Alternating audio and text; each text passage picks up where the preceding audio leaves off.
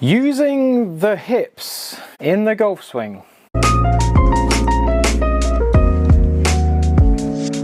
Now I keep seeing a lot of videos talking about how to use the hips in the golf swing and how to get them to, well, what are they even trying to get us to do? They're just telling us the hips are being used. They're not actually telling us why, how, or when. So let me see if I can clarify. Now I tend to see good use of the hips in slightly more athletic golfers.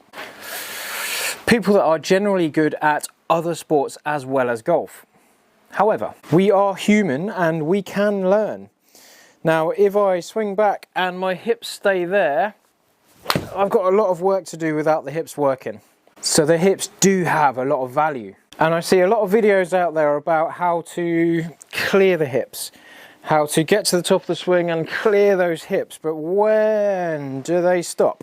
If you see a professional golfer swing in slow motion, you will see them clear their hips, but at some point those hips stop. Those hips get through the ball and they stop, so your upper body can then accelerate. It's like a cog or a lever system when one thing moves to facilitate the movement of the other element.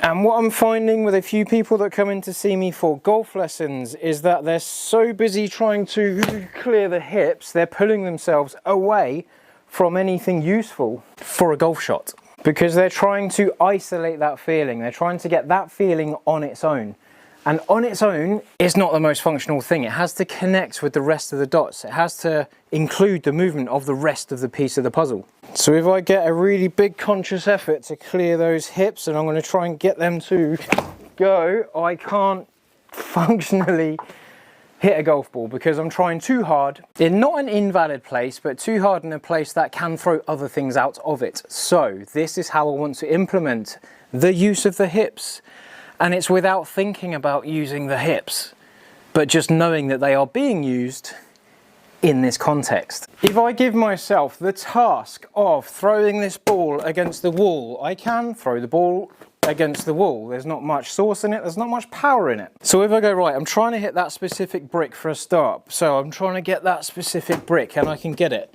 and I can get it. But then if I really try and throw this ball against that brick, if I really wind up, I can get it against that brick, but I've had to use my hips to connect to my shoulders, to connect to my arms, to move this big mass into that wall. I have to, if I consciously think about it, if I consciously think about my hips, it's hard to sequence. So if I grab this in my mind and go, right, get in there, my hips will behave to help me complete this bigger task. And if I bring that idea back into here, if I bring that idea, so the first few balls that I hit, I threw the ball against the wall, I threw the ball against the wall, and I can get that ball going by throwing the ball against the wall. It's got very limited functionality and there's more to be had. So if I grab that idea from the big ball against the wall, and okay, I'm not throwing a big ball against a specific brick, I'm trying to make noise with the end of the stick. I had no idea that was going to rhyme. Jump on the like button. So if I bring my task, instead of throwing the ball against the brick, I'm going to go, right, okay, make noise with the stick. And if I use my hips too much too early, I'm going to move where my speed is. I'm going to move my speed over there if I don't get it right.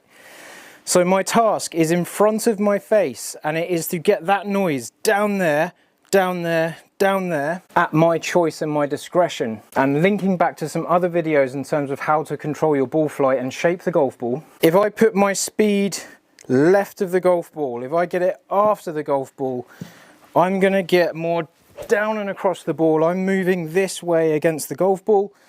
If I move my chest and my speed to the right hand side of the golf ball, I get a very different direction into the ball. So I can control and predict different shapes and different outcomes. So I'm here in the middle, I'm going to go over here, and I'm going to concentrate my efforts at making noise there. And my hips will be part of that sequence when my focus is down there.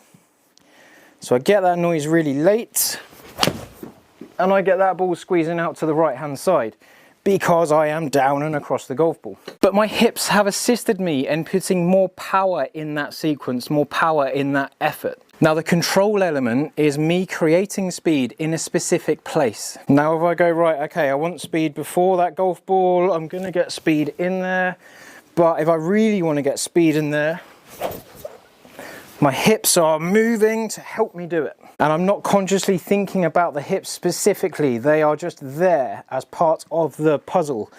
So neutral in the middle, I'm going to go to the right hand side and make speed before the golf ball, and I'm going to get a big draw. But I'm using my hips to help me put more power down in that place so I can link it to the golf ball, so I can link it to the golf ball flight. And I genuinely love talking about this because I'm doing things and I'm trying to encourage you to do things that have an outcome. There's something that happens to the golf ball when you do certain things. And there's too many videos out there where they say, right, okay, this one element is what really good golfers do. They move their hips. And it's like, why? Like, what are you trying to achieve? What are you trying to teach us? I want to get those hips working in a functional manner. I want to put my focus in one place, knowing that if I can feel my hips behaving for me to create that task down at the bottom of the stick, they're included in part of the puzzle. And if there's a golfer that's very good through the ball, they get really good speed through the ball, maybe they hit the ball a bit high and left, they might be using their hips to open up and delay where they put the speed. But they might not know they're doing that. They might not know that they're trying to achieve that kind of sequence, because I'm coming at this from a very different perspective. And then if I go instead of left, instead of right, if I try and go something quite central, I'm going to try and lay down that power in the middle of that golf ball, and I get something a little bit more neutral. I don't have as much shape on it, but by practicing left and right, I can find the middle. And I'm laying down some speed, and my hips are getting involved in that process because I'm naturally trying to find something that helps me perform a specific task. Hopefully that helps you. Jump on the like button if you would like to see more of this stuff, and I will see you on the next video. Do you like my hat? My hair's a mess. Actually, it's not too bad.